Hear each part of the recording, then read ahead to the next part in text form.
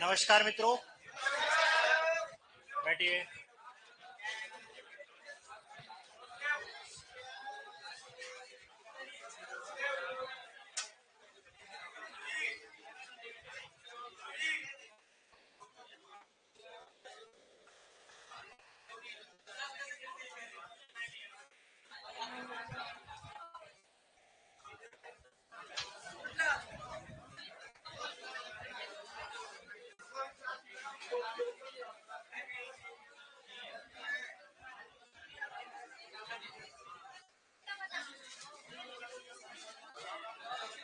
अरे कभी तो डायरेक्ट क्लास लग जाती है, कभी आपका ब्रेक हो जाता है, कुछ समझ में नहीं आया मुझे।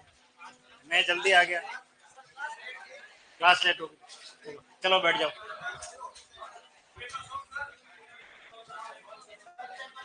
पेपर सॉल्व में है क्या?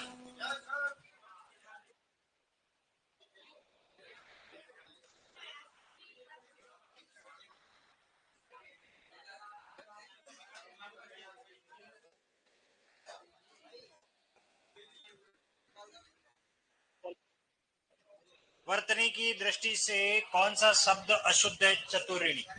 ठीक है। हाँ, ये चतुरिणी नहीं होता, चतुरा होता है।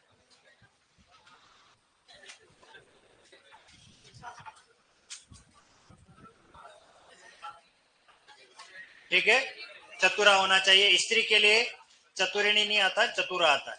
किस विकल्प के सभी शब्द वार्तनिक दृष्टि से शुद्ध है? शुद्ध है पूछा है। अत्युक्ति बिल्कुल सही है। अतिधन उक्ति और निरवलम ये सही है। प्रज्वलित में एक जा आता है, गलत है। त्योहार में एक मात्रा आनी चाहिए।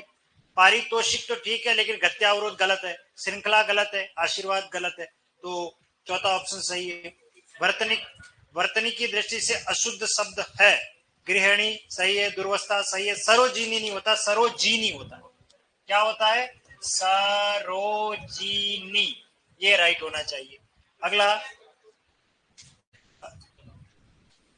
अशुद्ध शब्द है रचित्री, रचयिता, बिल्कुल सही है, ये स्त्रीलिंग है। ओके। अशुद्ध शब्द का चयन कीजिए। तदुपरांत पुनरुत्पादन, मुनीश्वर, छत्रछाया, ये अशुद्ध है। छत्रछाया में आ जाएगा छत्रछाया। च का आगम, अदन छादन, आच्छादन, विदन छेद, विच्छेद, वो वाला नियम है इसमें। अगला, किस विकल्प के सभी शब्द अशुद्ध है? साम्यता, मैंने पहले कहा यह प्रत्यय और ता प्रत्यय दोनों एक साथ नहीं आने चाहिए, इसलिए ये गलत है। सौंदर्यता भी नहीं आएगा, और धैर्यता, ये तीनों ही गलत है, बाकी सभी सही है। किस विकल्प के सभी शब्द अशुद्ध है? महानता और महत्व। यस, ये सबसे इंपॉर्टेंट शब्द है। महानता नहीं कहना चाहिए, महत्ता होना चाहिए। क्या होना चाहिए? महत्ता। और महत्व होना चाहिए। क्या होना चाहिए? महत्व। इसमें जनरली हमको ये आपकी महानता, ये आपकी उदारता, हम इतना इस शब्द को बोलते हैं, पर वो गलत है। और महत्व तो मैंने आपको खूब पढ़ाया, इसमें दो त आते हैं, एक त नहीं आता। किस विकल्प में संधि नियम का उल्लंघन होने के कारण अशुद्ध शब्द बना? अनुषंगी। देखिए, इसको पढ़ने से पहले यहां पर आइए। अभिधन शेख क्या बनता है? अभिषेक। याद करिए, अभिषेक। ठीक है। ये जो स है, ये इस ई के प्रभाव के कारण स में बदलता है।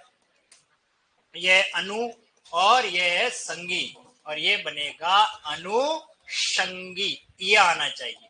तो यहाँ गलत लिखा हुआ है स। ठीक है। अगला, कौन सा शब्द अनुनासिक के अंतर्गत असंगत प्रयोग होने के कारण अशुद्ध है? अंगीठी, कंटीला। कंटीला में क पे आना चाहिए। किस पे आना चाहिए? क पे, तो ये गलत है। महंगाई सही है। ऋतु सही है, तो दूसरा ऑप्शन सही है। अनुस्वार प्रयोग के कारण कौन सा शब्द अशुद्ध है? हंसिया। हंसिया में क्या आएगा? चंद्र बिंदु। हंसिया में क्या आएगा? चंद्र बिंदु आना चाहिए, बिंदी नहीं है। बाकी तांत्रिक सही है, अंग सही है, चंचल सही है। किस विकल्प में व्याकरण में दृष्टि अशुद्ध है? दवाइयां। कितनी बार पढ़ाया? दवाइयां में ई बड़ी नहीं आती है, ई छोटी आती है। किस विकल्प में अशुद्ध वाक्य का प्रयोग हुआ? कॉलेज खुलने पर प्रवेश लिया जाता है। ठीक है। हमें आपका आशीर्वाद चाहिए। ठीक है। थोड़ी देर बाद, ठीक है ना, बाद सन्यासी वापस लौट आए। एक तो वापस का भी प्रयोग किया और एक लौट का भी प्रयोग किया, गलत है। अरे 10, तो ये तीसरा ही गलत है, बाकी कोई देखना ही नहीं। अरे 10 ने तो गजब कर दिया। नहीं नहीं, ये सुन लीजिए, ये टाइपिंग एरर हो गई है। ये उसने, ये वो टाइपिंग, ये हो सकता है ये मुझे पेपर देखने में, इस शब्द को देखने में, यहां आप डसने को उसने बना दो, पेपर सही कर दो। अरे आप लोगों ने उसने समझा, बहुत अच्छी बात है, लेकिन हाँ उस, अरे डसने तो गजब कर दिया, डसने नहीं उसने। आप इस पेपर को सही बना लीजिए, आपके पास हो तो गोला करके उसको डसने को उसने बना दो, बाकी हाँ। ऑप्शन तीसरा ही राइट है। किस वाक्य में अनुपयुक्त शब्द का कृष्ण ने पुतना की हत्या नहीं, वध, ये सबके राइट होना चाहिए। और निम्नलिखित में से शुद्ध वाक्य का चयन करें। खेत हरे भरे लहराते, नहीं, विशेषण का प्रयोग हिंदी में पहले होता है, सीधा सट हिसाब है। हरे भरे लहराते खेत, ये सही है, चौथा सही। और बच्चे को काट कर फल खिलाओ, कोट कर, नहीं, काट कर फल बच्चे को खिलाओ, नहीं, फल बच्चे को कोट कर खिलाओ, नहीं, बच्चे को फल काट कर, ये सबने यही किया, ओके सही है। शुद्ध वाक्य का चयन, प्रेम करना तलवार की धार पर चलना है, चलाना नहीं है, ये गलत है। चलाना को अंडरलाइन को गोला लगा के लिख दो, चलना है, चलना कर लो, वो टाइपिंग एरर है, चलाना नहीं है, चलना है, बाकी सही है। और है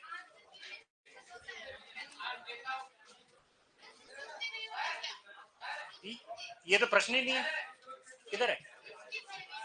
हाँ एक रुक जा रुक जा, 67 सही है, संधि में पढ़ा है। ये देखो, सु धन सुप्त, तो क्या बनता है? सुषुप्त बनता है, तो सुप्ति से सुसुप्ति हो जाता है, तो सही।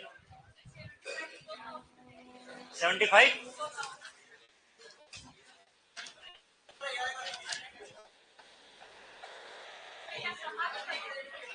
क्या कह रहे हो? हाँ नहीं नहीं, इसमें अहिल्या गलत है, शब्द जो है ना वो गलत है, अहल्या कर लीजिए, अहिल्या को अहल्या कर लीजिए, बाकी ठीक है, वाक्य तो सही है।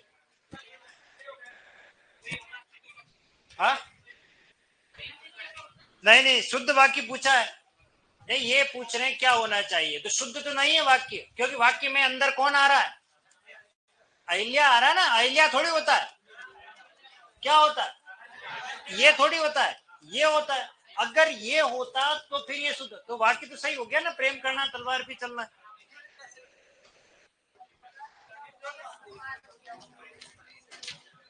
अहिल्या का उद्धार, अरे अहिल्या का तो जी मैं कह रहा हूं, मैंने आपको पढ़ाया, आपका संहार किया, उद्धार किया, उद्धार, अच्छे काम के लिए उद्धार। अहिल्या कोई राक्षसनी थोड़ी थी। हाँ नहीं नहीं बिल्कुल सही है।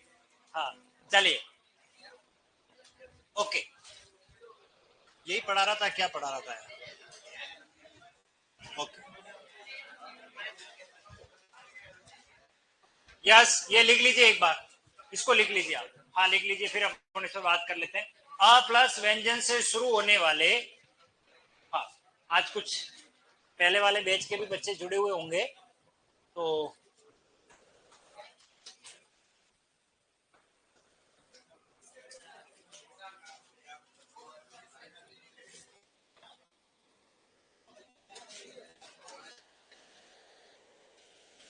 यस सभी जुड़ गए, पुष्पेंद्र जी, ओ आप भी जुड़ गए, बढ़िया।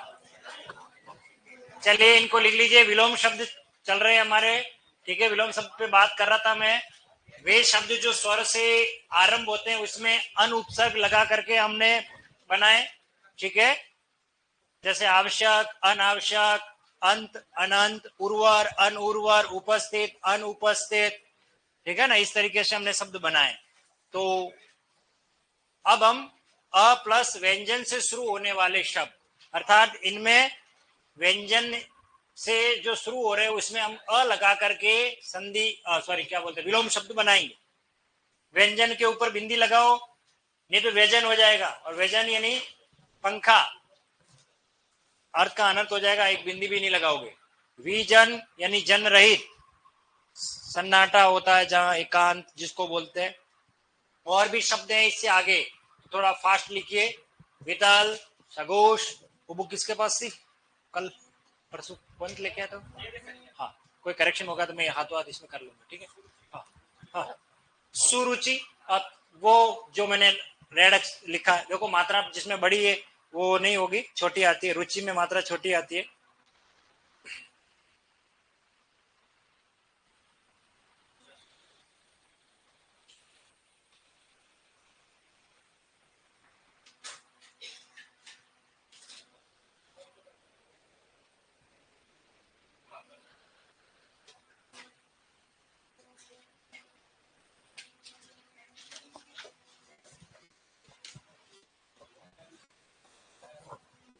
लिख लिया?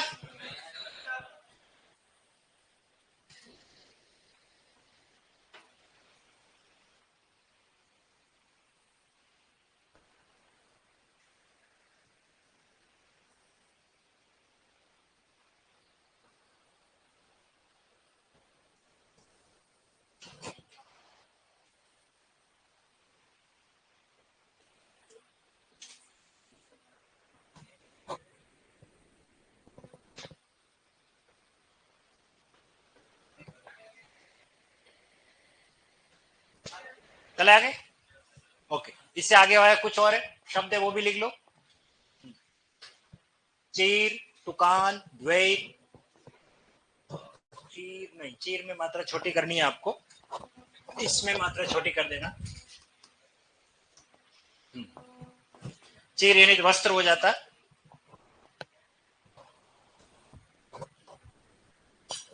चीर, दुकान, द्वैत, नश्वर, तुलनीय। एक है नियमित, ये नियमित है, इसको मैं करेक्ट करवानी पड़ेगी पीपीटी को। नियमित, नियमित पाठ्य, पार, स्वीकार, मानवीय, पेय, भोज्य, अपरिमित, युक्त, वैतनिक, शेष, स्थिर, स्पर्श्य। स्पर्श्य, स्पर्श में ये आता है, स्पर्श्य, स्पर्श। ठीक है,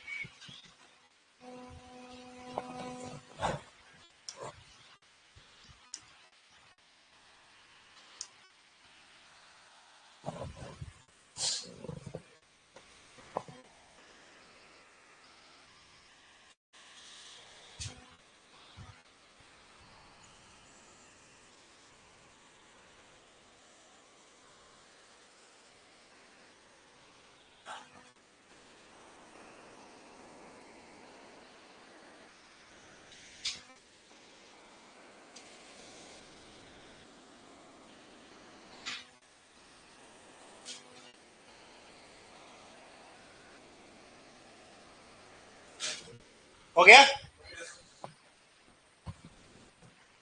मेरे ख्याल से इसका आंसर भी आप लिख ही लोगे। एक तो लगाना है, लेकिन इनके अर्थ समझ लेते हैं आप। ठीक है, चलो लिखना बंद करें, आप समझते हैं। एक एक अब पूरा दिमाग इस पर लगाना, क्योंकि यहाँ एक शब्द कई जगह पर आने वाला। ठीक है, परीक्षा में आप गलती नहीं करो। क्या है? वितल। देखिए, वितल को दो तरीके से हम विलोम बना सकते हैं। पहला, अ लगा करके हम लिखते हैं अतल। क्या लगाते हैं? अतल, यानी उपसर्ग चेंज कर दिया, वे की जगह अ लगा दिया तो अतल। और अगर ये परीक्षा में नहीं मिले तो कई बार अवितल भी मिलेगा। क्या मिलेगा? अवितल। ठीक है ना? अतल, अतल का मतलब जिसका तल हमें नजर नहीं आए, अर्थात गहरा। अतल का मीनिंग क्या होता है? गहरा। ठीक है, सघोष पढ़ा दिया मैंने आपको, पता ही है। वे जिसके उच्चारण में स्वर तंत्रियों में कंपन होता है, प्रत्येक वर्ग का तीसरा, चौथा, पांचवा, क्या कहलाता है? सघोष। और अघोष, जिनके उच्चारण में स्वर तंत्रियों में क्या नहीं होता है? कंपन, उन्हें हमने क्या नाम दिया है? अघोष। अघोष। ठीक है, इन्हें घोष भी कहते हैं। सक्षम, सक्षम का मतलब जिसमें क्षमता है किसी कार्य को करने में, मैं सक्षम हूं ना। जिसमें जो सक्षम नहीं होता वो अक्षम, उसे क्या कहते हैं? अक्षम। लक्ष्य, असक्षम भी कह सकते हो आप, अक्षम भी कह सकते हो, या असक्षम भी कह सकते हो, दोनों राइट। ठीक है, अक्षम। अगला देखिए, लक्ष्य। लक्ष्य का मतलब होता है जो आप निर्धारित करते हो, जो आप निर्धारित नहीं कर रहे हो, जिसका कोई निर्धारण ना किया गया है, वो लक्षित नहीं है, वो क्या कहलाएगा? अलक्षित। ज्ञान है लेकिन जिसको नहीं है, अज्ञान है। वो ज्ञान है, अज्ञानी ऐसे बनेंगे। सुरुचि यानी जिसमें कार्य करने में जिसमें रुचि लगी हुई हो, और जिसमें रुचि नहीं हो, अरुचि। आज तुम पढ़ने में अरुचि बता रहे हो, है ना, अरुचि दिखा रहे हो, यानी रुचि नहीं ले रहे हो, इंटरेस्ट नहीं ले रहे हो। दे, दे का मतलब जो दिया गया हो, या दे जिसको दिया जा सके, लेकिन जो ना दिया गया है उसके लिए क्या आता है? अदे। ये आपके लिए ज्यादा जानना जरूरी है कि अदे शब्द का प्रयोग हम दैनिक जीवन में, व्यावहारिक जीवन में हम कहाँ करते हैं और किस जगह पर आता है।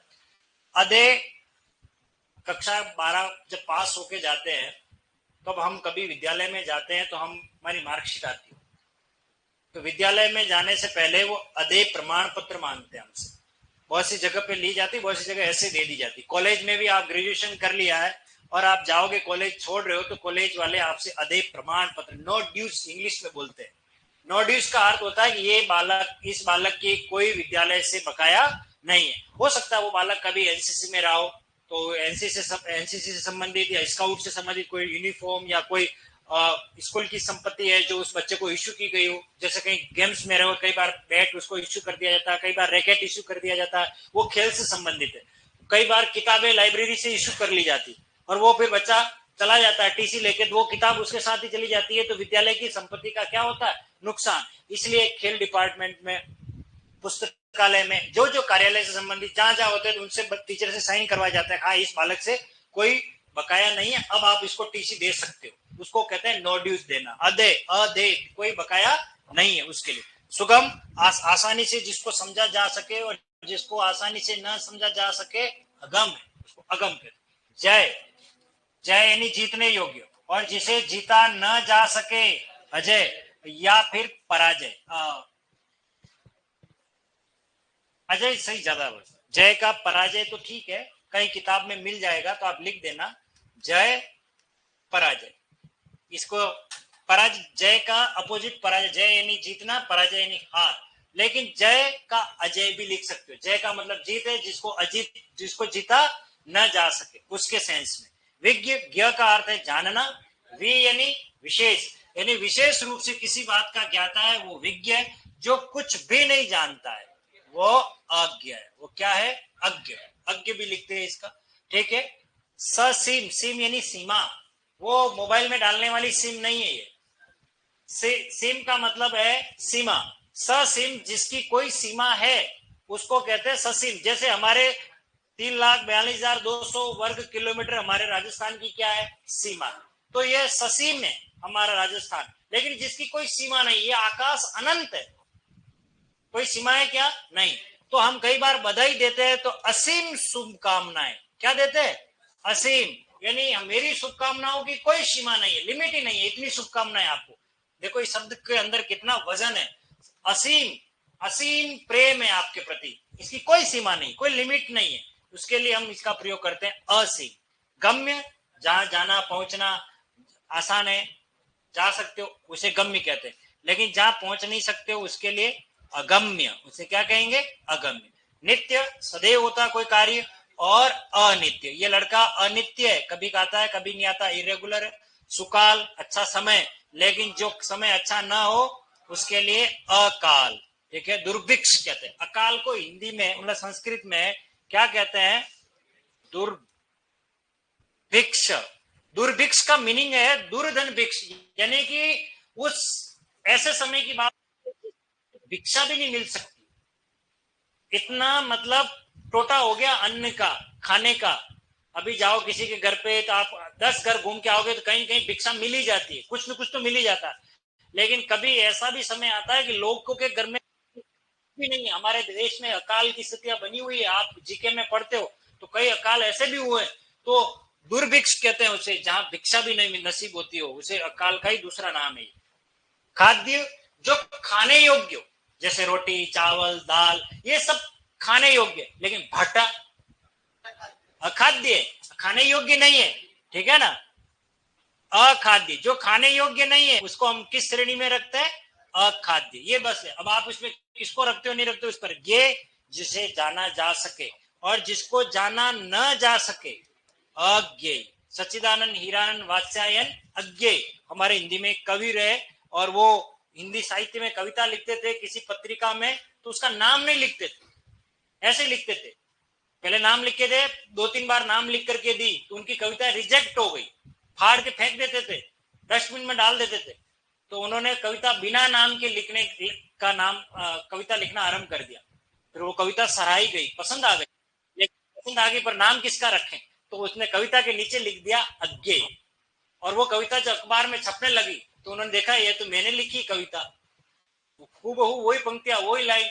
तब से फिर वो बिना नाम की कविता लिखते गए और धीरे धीरे उनका सरनेम पीछे क्या जुड़ गया, अज्ञेय। पूरा नाम है सच्चिदानंद हीरानंद वात्स्यायन अज्ञेय। कक्षा 10 में एक चैप्टर भी आता है, मैं क्यों लिखता हूं, वो शायद उन्होंने ही लिखा है। चलिए अगला पार्ट है हमारा, चीर से क्या बनेगा, अचीर। इस तरीके से बनेगा हमेशा नवीन के रूप में। तुकांत ये शब्द है, इसका मतलब क्या है, तुकांत।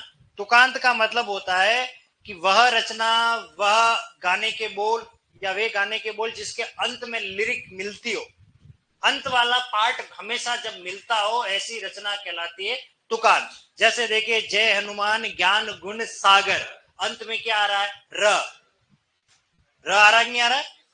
जय हनुमान ज्ञान गुण सागर, जय कपीस त्यू लोक उजागर। देखो फिर आ गया। जब पहली लाइन और दूसरी लाइन का अंत वाला वर्ण या समूह शब्द मिलता है, उसको हम तुकांत रचना बोलते हैं। ऐसे हमारे फिल्मों के गानों में भी होता, आप देखना, तेरे मस्त मस्त दो नैन मेरे दिल का ले गए चैन, तो नैन चैन मिल गया कि नहीं मिल गया। तो ऐसे सभी को क्या कहते हैं, तुकांत। क्या कहते हैं, तुकांत। और जिसमें तुक नहीं मिलता हो उसे कहते हैं अतुकांत। उसे क्या कहेंगे, अतुकांत। द्वैत यानी दो होना। द्वैत का मतलब है दो होना, जैसे आत्मा और परमात्मा दो रूप है, ठीक है। और जो द्वैत ना हो वो अद्वैत है। वो क्या है, अद्वैत, अद्वैतवाद, द्वैतवाद, इस तरीके। नश्वर जो नष्ट हो जाए, और जो नष्ट न हो अनश्वर, उसे अनश्वर कहेंगे।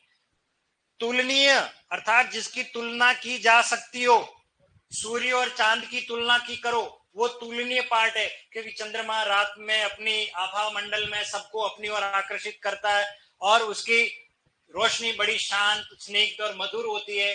ठीक विपरीत सूर्य की रोशनी लोगों को जीवन देती है, पशु पक्षी जितने भी हैं, खेत खलियान, उसकी रोशनी में अपने जीवन को आगे उन्नत होता पाते हैं। तो दोनों में अंतर कर रहे हैं अपन। कोई शांति का प्रतीक है, स्थिरता का, कोई तेज और ऊर्जा का प्रतीक है।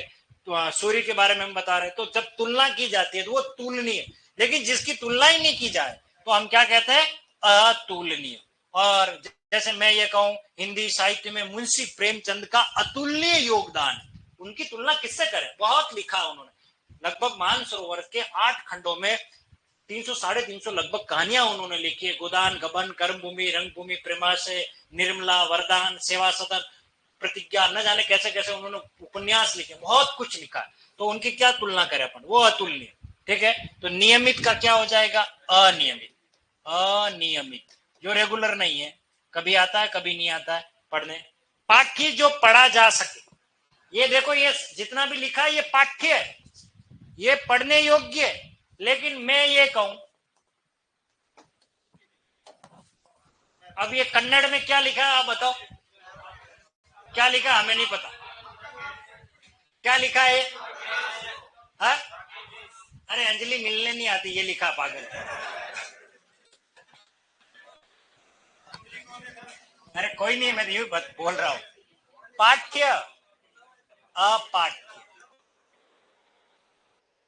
बस कुछ कहना चाहिए तो बताओ। पाठ्य का क्या होगा, अपाठ्य, जो पढ़ा ना जा सके उसके लिए अपाठ्य, ये ध्यान रखना। पार, अपार, पार का क्या होगा, अपार। स्वीकार का अस्वीकार, जो स्वीकार नहीं है वो अस्वीकार है, ठीक है। मानवीय, अमानवीय, ये मानवीय धर्म है और ये कार्य अमानवीय कार्य था, ठीक है। पे यानी जो पिया जा सकता हो, पे पदार्थ, जैसे दूध है, ठीक है ना, पेय पदार्थ में आता।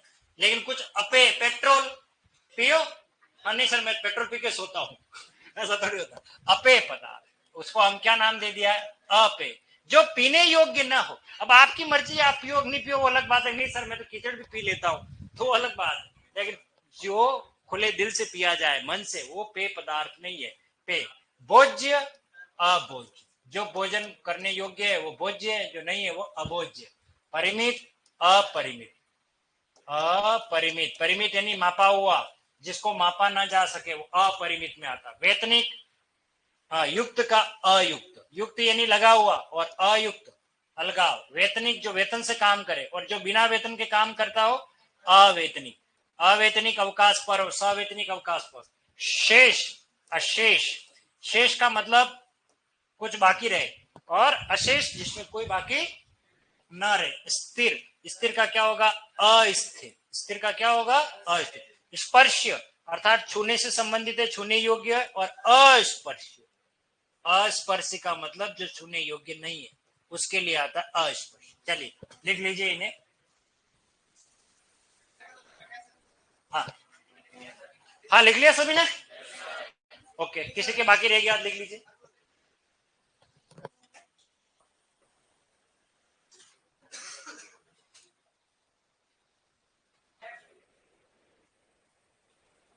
अरे भैया आज से सुपरवाइजर की तैयारी करो, बिल्कुल हो जाएगी। अभी कौन सी वैकेंसी, कौन सी परीक्षा आ गई है, जब जागो तब सवेरा, बिल्कुल।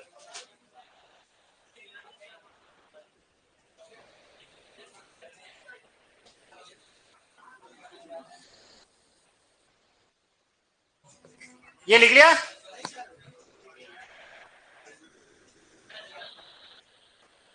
घर बैठ के लिख लेना। दिमाग में लिख लिया नहीं लिखा? लिख ले लो।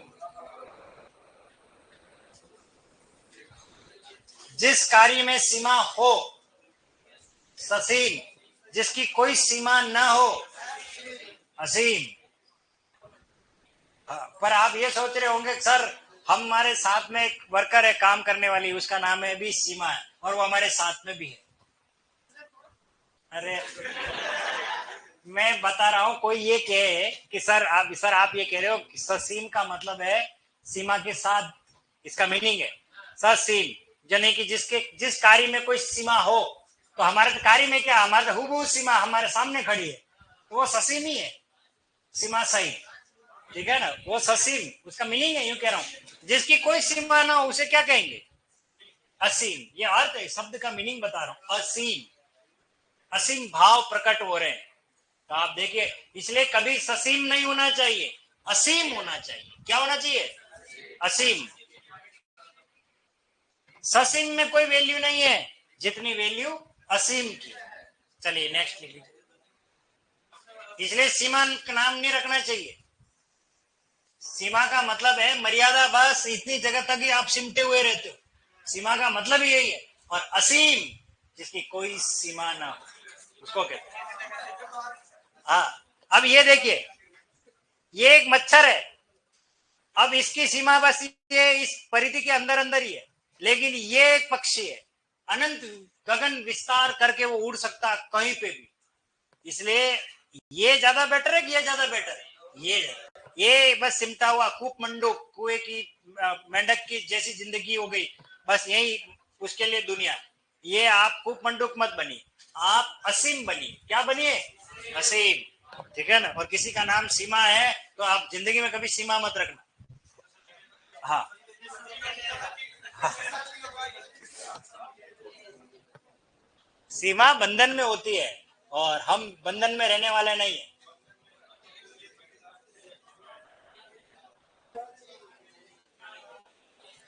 लिख लिया? अपनी क्लास में कोई सीमा तो नहीं है, पहले ये बता दो। हाँ, नहीं तो फिर वो बुरा मान जाएगी कि सर मेरे नाम की आप धज्जा उड़ा रहे हो।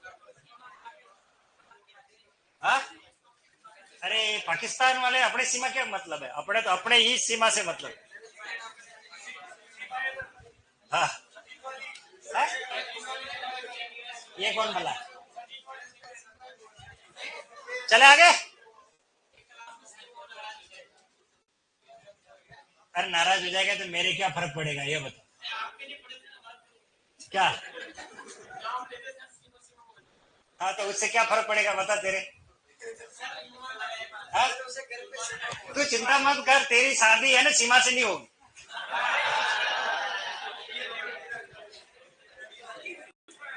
हाँ चलो अब रुक जाइए। अब तक में से सेकंड नंबर पे सबसे इंपॉर्टेंट यही है निर। मुझे जहां तक लगता है, मैं अपना पर्सनल अनुभव आपसे झोंक रहा हूं या शेयर कर रहा हूं, निर उपसर्ग को परीक्षा में जाने से पहले सारे विलोम पढ़ के जाना। और मुझे डेफिनेट पता है कि आप इसमें गलती, नीर का अर्थ होता है नहीं। एक उदाहरण दे रहा हूं, बाकी सारे आपको ही लिखने, मैं उत्तर नहीं बताऊंगा। उत्तर और ये दोनों एक साथ आपको लिखने। पहले समझ लीजिए क्या है इसका मीनिंग और कैसे इसको लिखना है। निर का अर्थ नहीं से, ठीक है। जैसे देखिए आशा, आशा का मतलब उम्मीद रखना। मैं आपसे आशा रखता हूं कि आपका सिलेक्शन हो जाए। मैं कहीं सड़क किनारे खड़ा हूं तो कम से कम आप नमस्ते तो करोगे, है ना। आशा इतनी तो रख सकता हूं ना, ठीक है ना। और जिसमें कोई आशा भाव न हो तो हम क्या कहते हैं, निराशा। क्या हो गया, आशा का उल्टा निराशा। अब इसमें ये नी दिख रहा है, ये राशा कोई शब्द नहीं है, ये निर है। उपसर्ग क्या लगा हुआ है, निर। और इधर क्या आ रहा है, आशा। तो निर्धन आशा, जिसकी आशा नहीं वो निराशा। इसी प्रकार देखो आदर यानी सम्मान देना, और जिसका कोई आदर न होता हो तो वो क्या बनेगा, निरादर। क्या बनेगा, निरादर। और अब आपको पूछेंगे परीक्षा में कि निरादर में उपसर्ग बताओ, क्या लिखोगे, निर प्लस आदर। तो इसमें आदर में निर लगने से निरादर शब्द बना, ठीक है। अब आप इनमें निर लगा करके इनका आंसर लिखोगे, ठीक है। फिर मैं आपकी कॉपी चेक करूंगा, देख कितने सही कर रहे हो। और कुछ शब्द मैं देख लेता हूं, जैसे ये लिप्त है, लिप्त, ठीक है। मैं कुछ शब्द देख लेता हूं पहले, कहीं गलती तो नहीं।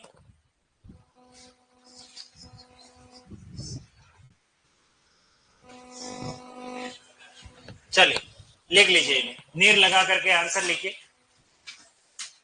देखते हैं, देख कितना सही करते हैं आप।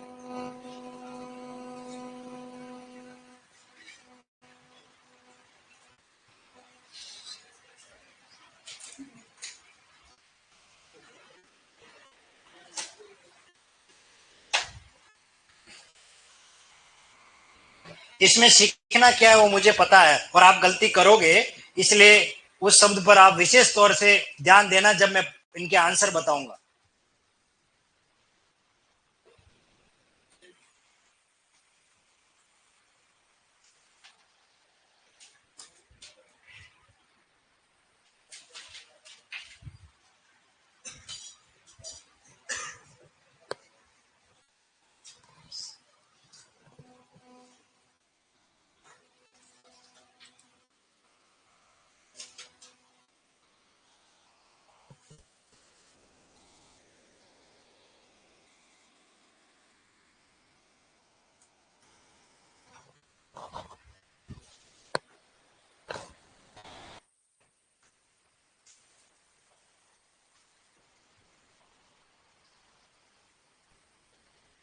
पहले शब्द लिख लीजिए, सोल्व बाद में कर लेना। लिख लिया,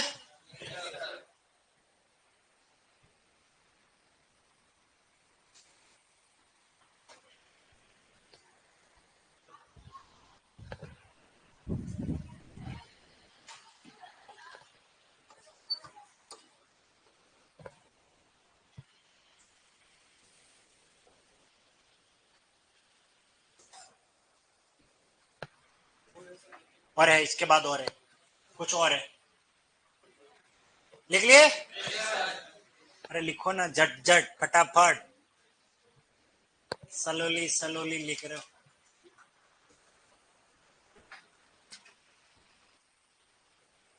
कुछ तो आंसर लिखना भी आरंभ कर लिए और लिख भी दिए। हम अभी तक शब्दों में ही उलझे हुए हैं।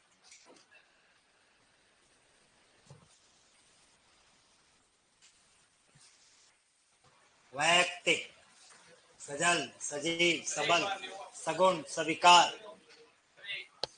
आके लिख लो, देख लो शब्द, दो चार आंखों में बैठा लो फटाफट। ओके चलो करिए, देख। अब ये लिखने के बाद आंसर लिखिए, देख फटाफट।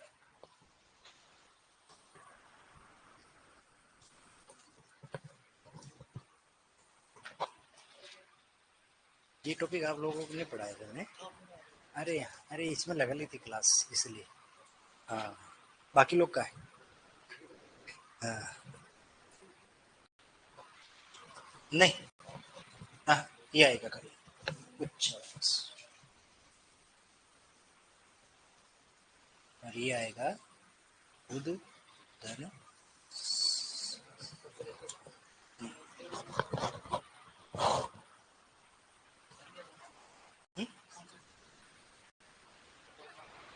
ये तो आपके कोर्स में है ही नहीं। जातिवाचक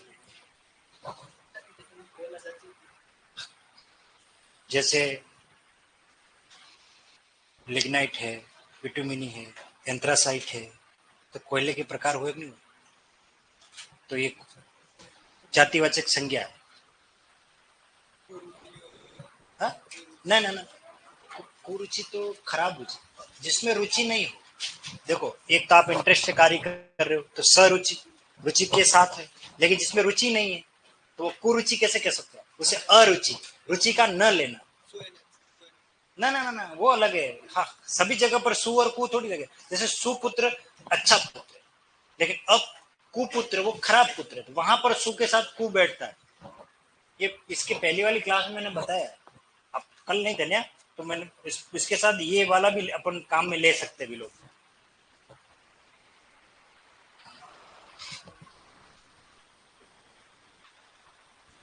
ये ऐसे लिखते हैं क्या अपन? ये र आधा ऐसे लिखते हैं क्या? हलंत वाला कभी लिखते थोड़ी। हाँ, ऐसा तो कहाँ लगा है? अरे, वो तो निर लगाना, लेकिन संधि करेंगे तो जुड़ेगा, तो फिर वो जाएगा ना उधर, यहाँ थोड़ी जाएगा। हाँ, ये गलत लिखा। हो गया, सबने कर लिया सरल। ला दिखाएं, कॉपी दिखाएं बेटा, क्या लिखा है। शाबाश।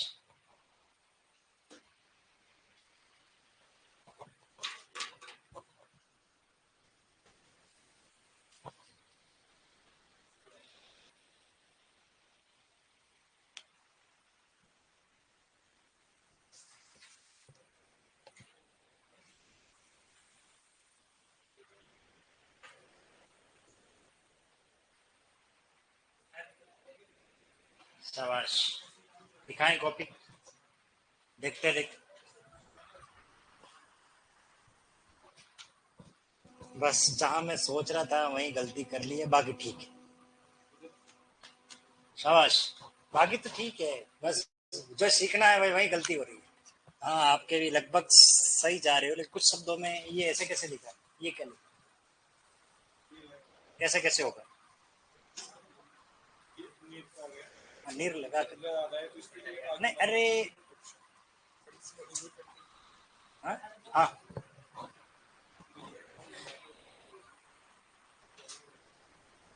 ऐसे नहीं है। अरे यार, ये शब्द है, इसमें आ उपसर्ग लगा है, इसकी जगह हमें निर लगाना है, तो क्या बनेगा?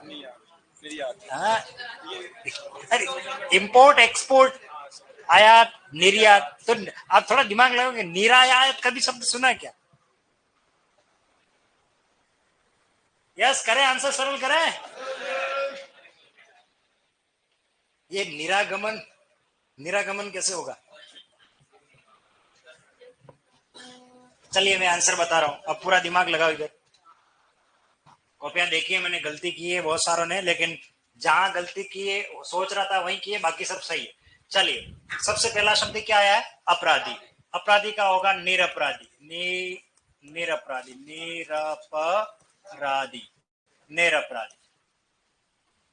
किस किस ने लिखा? हाथ खड़ा करो, कॉपी चेक करके आया हूं। पहला तो सही किया कम से कम। निरपराधी किस किस ने लिखा है? ईमानदारी से बताओ। गलत।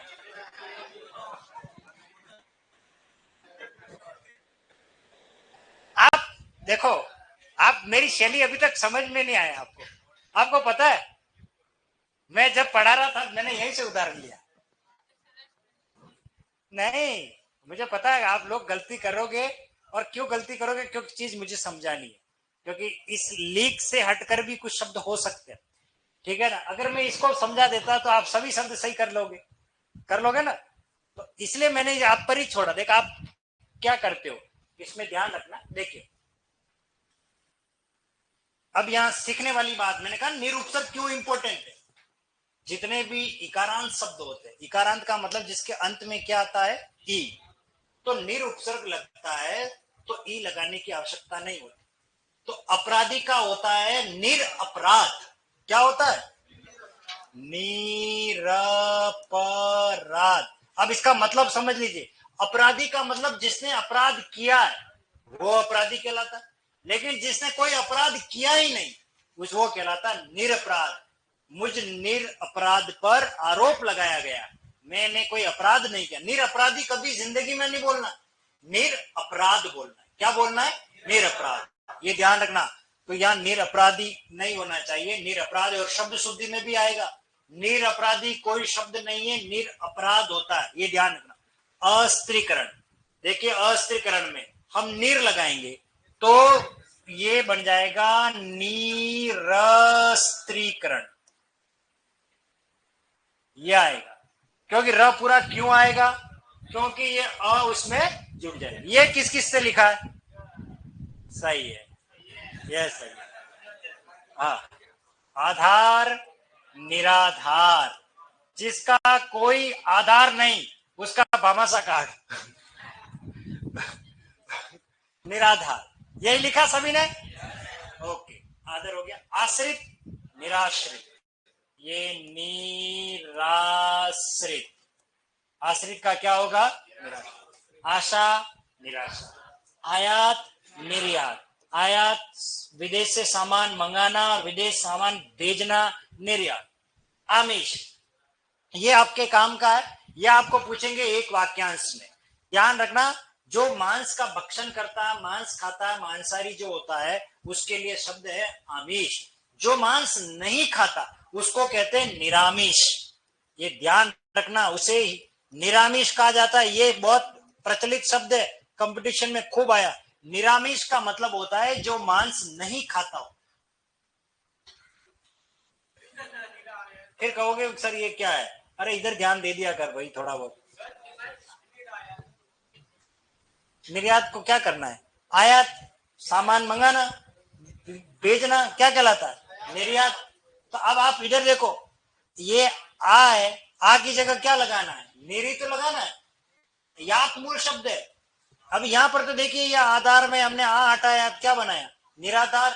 लेकिन ये आधार मूल शब्द है यहाँ पर, ठीक है ना, जिसका कोई आधार ही नहीं उसको हमने क्या नाम दे दिया, निराधार। तो अब हम यहाँ पर कहा गया शब्द आयात, इसमें यात मूल शब्द है, यात। जैसे यातायात बाधित हो रहा है, यात शब्द पढ़ा, यात प्लस आयात क्या बनता है, यातायात। तो वो ये मूल शब्द है। तो अब यहाँ पर हम संधि विच्छेद, ये नहीं कि इसमें आ में और निर लगा देंगे तो निरायात नहीं करेंगे, निर्यात, इंपोर्ट करना और एक्सपोर्ट करना, वो कहलाता है। ये ऐसा आएगा, आगमन आना, और निर्गमन, ये निर्गमन आएगा, इसमें गमन मूल शब्द है। निर्गमन यानी एग्जिट होना। अरे क्या कह रहे हैं कि निर उपसर्ग से विलोम बनते हैं, ये बता रहा हूं सब जगह पर। बस जो कोई शब्द नजर आ गया तो आगे निर लगाना, ऐसा नहीं बोल रहा हूं मैं ये कह रहा हूं कि आगमन में आ उपसर्ग है, गमन मूल शब्द है, इसमें निर लगाओगे तो क्या बनेगा, निर्गमन यानी एग्जिट हो जाना। उत्साही क्या बनेगा, निरुत्साह। अब यहां पर ये समझना है, यहां पर कौन आ रहा है, ई। तो निरुत्साही नहीं लिखना है, निरुत्साह। जिसमें उत्साह ही नहीं है, उत्साह मर चुका है, उसको कहते हैं निरुत्साह। और निर्भीत, निर्भीत, निर्भीत क्या होता है, भीत यानी डरना। निर्भीत जिसमें कोई भय न हो, निर्भय उसको कहते। भ्रांत, निर्भ्रांत क्या होता है, निर्भ्रांत। क्या मतलब है ये निर्भ्रांत का, भ्रांत का मीनिंग है जिसमें भ्रांति हो, संदेह हो, शंका हो। जैसे शाम के 7 बजे किसी रस्सी को सांप समझ लेना, ये हमारी भ्रांति है, क्योंकि हम दृष्टि भ्रम जिसको कहते हैं। लेकिन जिसमें कोई भ्रांति ही नहीं हो। आप सभी मुझे राकेश सर समझ रहे हो, कोई मिथुन चक्रवर्ती समझ रहे हो क्या? नहीं, है ना? तो इसका मतलब मैं निर्भ्रांत अवस्था में हूं, क्या भ्रांत अवस्था में हूं? निर्भ्रांत। लेकिन कई बार होता है, जैसे मेरे अपनी धर्म पत्नी को जो साड़ी दे रखी है, वैसी की वैसी साड़ी पहने कोई कहीं दिख जाए और हम भ्रांति इसमें आ जाए तो फिर तो वो भ्रांति है। वो क्या है? हो सकता है फतेह सागर पे आप भी निर्भ्रांत अवस्था में हो, राकेश सर समझ करके किसी से बात करने लग जाओ, पता लगा कि यार ये तो कोई सर नहीं है, कोई और है।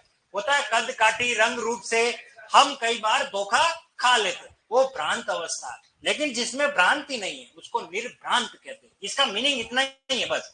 रोगी, देखो कमबख्त कौन आ गया? ई। तो गलती क्या की है? दो गलती की होगी मुझे पता है। दो गलती क्या की होगी मुझे पता है। आप लोगों ने पहला तो ये लिखा होगा निरोगी। क्या लिखा होगा? ईमानदारी से बताओ किस किस ने लिखा निरोगी? एक तो ये गलती की है। दूसरी गलती की है कि एक तो उसने नी की मात्रा भी छोटी की है।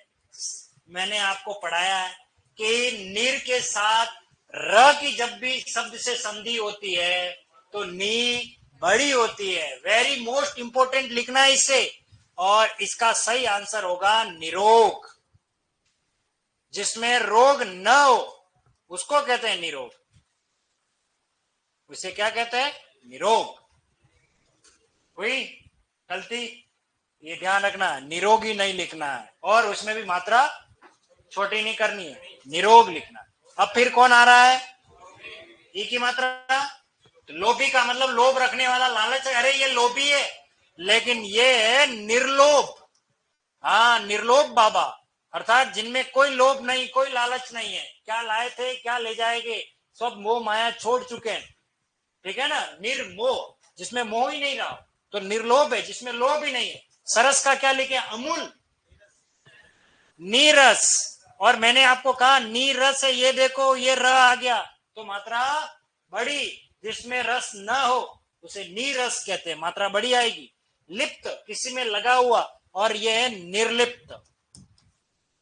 निर्लिप्त भाव, जिस कोई लिप्त नहीं। अभिमानी, निरभिमान, निर अभिमान, जिसमें कोई अभिमान नहीं हो उसे निरभिमान कहते। विघ्न, निर्विघ्नम कुरु मे देव सर्व कार्येषु सर्वदा। निर्विघ्न, जिसमें कोई विघ्न न हो उसे हम क्या कहते हैं? निर्विघ्न। चलिए इनको करेक्ट कर लीजिए, जो गलत आए वो गलत, उसको सही कर लीजिए। संजीव पर बिंदी नहीं आई। संजीव कहाँ है यहाँ? अरे भैया राहुल चौधरी जी, संजीव पर बिंदी नहीं आएगी क्या? बिल्कुल आएगी राहुल जी, संजीव पर बिंदी आएगी और 100% आएगी। पर यह है संजीव, ये संस्कृत वाला संजीव। च छ ज य, ज से पहले नाक वाली ध्वनि य। और इसको लिखने का हिंदी में तरीका है संजीव। और ये देखना हो तो आपने संजीव पासबुक, उसमें बिंदी आती है, संजीवनी में भी बिंदी आती है। बाकी ये संस्कृत का है, कैसा लिखते हो वो संस्कृत में लिखा जाता है। चलिए, वैयक्तिक का निर्वैयक्तिक। नीर, ये निर है और ये वैयक्तिक है। आपको क्या करना है? इसमें निर जोड़ना है तो क्या बन जाएगा? निर, ये आएगा इस तरीके से, ये र ऊपर जाएगा, निर्वैयक्तिक। निर्वैयक्तिक इस तरीके, जो व्यक्ति से संबंधित नहीं हो, जो निर्वैयक्तिक। सजल नेत्रों से गुरुजी को विदाई दी, आंखों में जल, और जिसमें जल न हो निर्जल। और यहां से एक शब्द बनता है निर्जला एकादशी। निर्जला एकादशी होती है, जल नहीं पीते हम तो निर्जल, बिना जल के। अरे राम जी, ये राहुल जी आप सजीव की बात कर रहे थे क्या? अरे यहाँ बिंदी नहीं आएगी। वो अगर आप वो ये सोच रहे होंगे कि सर यहाँ बिंदी करनी है, यहाँ बिंदी नहीं करनी है। अरे मैं ये समझा कि आप संजीव पूछ रहे हो, क्योंकि मैं यहाँ पर था तो यहाँ मुझे कोई संजीव शब्द, सजीव शब्द दिखा ही नहीं, और उन्होंने कोई सवाल कर लिया तो मैं ये सोच रहा था कि कोई सवाल क्या होगा। लेकिन ध्यान रखना है, ये तो बिंदी नहीं आएगी। सजीव यानी जो जीव के साथ है, और जो जीव के साथ नहीं है वो निर्जीव है। तो राहुल जी आप ध्यान रखें, यहां तो बिंदी नहीं आएगी, तो ये जीव है और ये निर्जीव है। यहाँ तो कई संजीव, हाँ एक सजीव भी शब्द होता है और एक संजीव भी होता है, दोनों सही। सबल का क्या होगा? निर्बल, या दुर्बल भी करते हैं कई बार, निर्बल जिसमें बल नहीं। सगुण का निर्गुण, सगुण का क्या हो जाएगा? निर्गुण। और सविकार जिसमें विकार होता हो, और निर्विकार, निर्विकार इस तरीके से। सादर निरादर, निरादर जिसमें आदर ना हो, निरादर। सार्थक जिसमें अर्थ हो, जिसमें अर्थ नहीं हो निरर्थक, निर प्लस अर्थक से बनेगा। सापेक्ष जिसमें अपेक्षा भाव रखते हो और जिसमें अपेक्षा नहीं हो निरपेक्ष, बिना अपेक्षा के, वो निरपेक्ष है। साक्षर जो अक्षर ज्ञान रखता हो और जिसमें अक्षर ज्ञान ना हो निरक्षर, उसे क्या कहेंगे? निरक्षर। साकार निराकार जिसका कोई आकार न हो उसे क्या कहते हैं? निराकार। हमारे सपनों का आकार है, इसलिए हम कहते हैं कि आपके सपने साकार हो। हम कृषि पर्यवेक्षक बनेंगे, हमने एक आकार दे रखा, जिसका कोई आकार ही नहीं, उसे हम क्या कहेंगे? निराकार। चलिए ये हो गए आपके कुछ विलोम शब्द आज तक के, बाकी हम बात करेंगे अपनी अगली क्लास में। सर कौन से सब्जेक्ट पढ़ा रहे हो?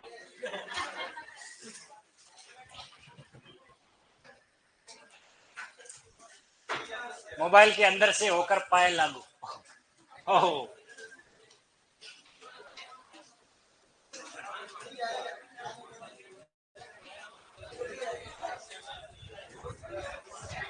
ये लिख लो बैठ करके, अभी टाइम है। हाँ